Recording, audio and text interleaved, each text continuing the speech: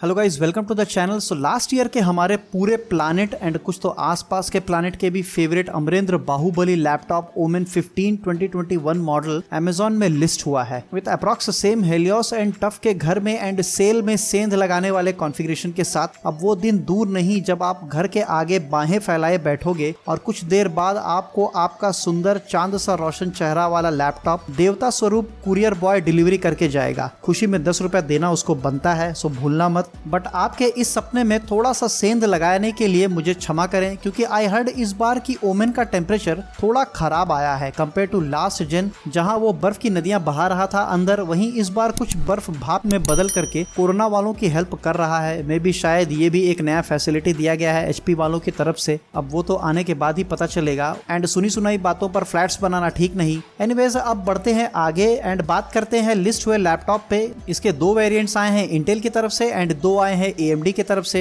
पहला with Intel, जिसमें आपको प्रोसेसर मिलेगा इंटेल 10870H, वहीं अपना हेलियोस वाला 8 कोर 16 थ्रेड जिसका बूस्ट क्लॉक है 5 GHz। एंड इतना बूस्ट क्लॉक का मतलब आप काम देते देते थक जाओगे, बट ये करते करते थकेगा नहीं। अब इसका मतलब ये नहीं हुआ कि तुम घर बैठे ही ब्रह्मा बन जाओगे। थोड़ा लिमिट में सोच करके काम दो, वो जरूर करके देगा। एंड एक बात और इस वीडियो के थ्रू मैं क्लियर करना चाहता हूँ, कई लोगों ने ये सवाल मुझसे किया है कि भाई 10870H 8 कोर एंड 16 थ्रेड का ही प्रोसेसर है। इसका स्क्रीनशॉट भी मैंने पोस्ट किया था, आप चाहे तो चेक कर लो। ये कंफ्यूजन था ऑन हेलियोस 300, जिसमें कई लोगों ने कहा कि उसमें 6 कोर 12 थ्रेड दिया गया है as per their website, but ऐसा कुछ भी नहीं है। इसमें 8 कोर एंड 16 थ्रेड का ही प्रोसेसर है। नेक्स्ट AMD वाले मॉडल में भी आपको 5800H मिलेगा। दोनों ही ब्रह्मा स्वरूप 8 कोर 16 थ्रेड का प्रोसेसर है, भयंकर परफॉर्मेंस देगा आपको, बट इसका बूस्ट क्लॉक है 4.4 GHz। डिफरेंस इज इसके सारे कोर्स 4.4 GHz पे चलते हैं जरूरत पड़ने पर, बट इंटेल के प्रोसेसर एक कोर ही बूस्ट होता है टिल 5 GHz। सारे उतने पे बूस्ट नहीं होते हैं, वो भी कुछ सेकंड्स तक ही बूस्ट होता है। But as per few benchmark result 10870H is performing even better than 5800H in many games and difference काफी अच्छा है। आप चाहें तो जेरॉड भैया के कुछ वीडियोस को देख सकते हैं, वहां उन्होंने अपना खून पैसा एक करके वीडियो बनाया है हम जैसे गुमराह एंड गरीब लोगों के लिए।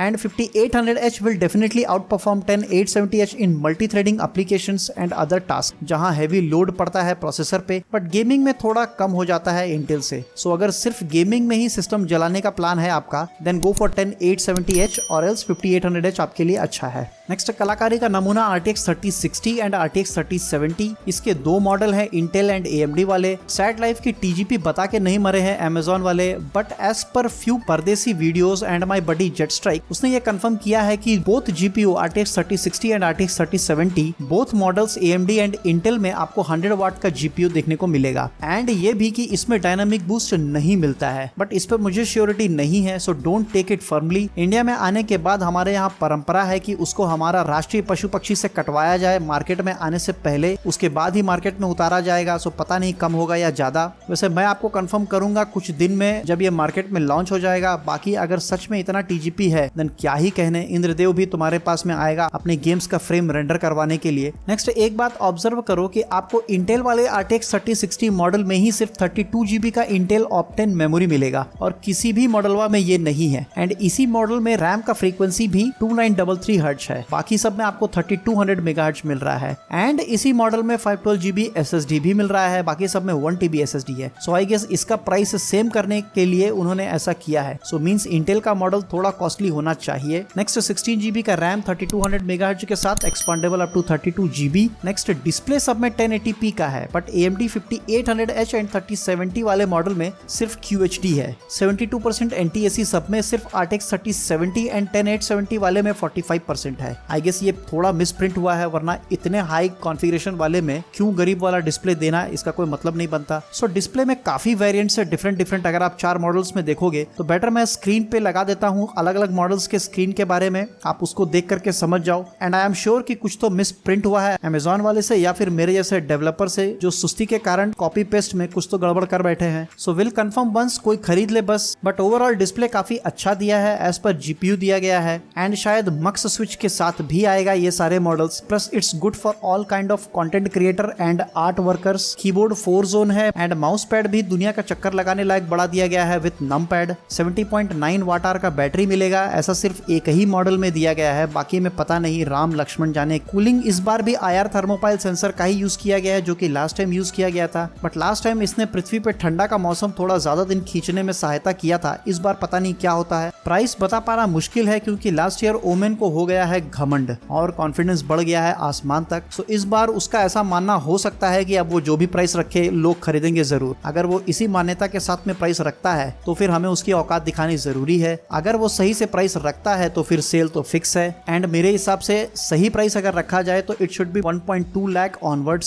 सो ये थे 4 लैपटॉप जो अमेजॉन के दर पर आ गए हैं। बस कुछ दिनों में ही इसका लापरवाही से भरा प्राइस सामने आ जाना चाहिए। आई एम श्योर फिर कुछ लोग बलि चढ़ेंगे एंड हम उनसे बेंचमार्क लेकर के आपको जरूर दिखाएंगे। Anyways guys, jokes apart, I am seriously so much thankful to guys who helped me last time for laptop benchmarks. उन्होंने अपना टाइम किल करके हम सबकी हेल्प की है। So thanks a million to those warrior guys. So आज के लिए बस इतना ही। Hope you learned something new today. If yes, then please like, share and subscribe. Thanks for watching.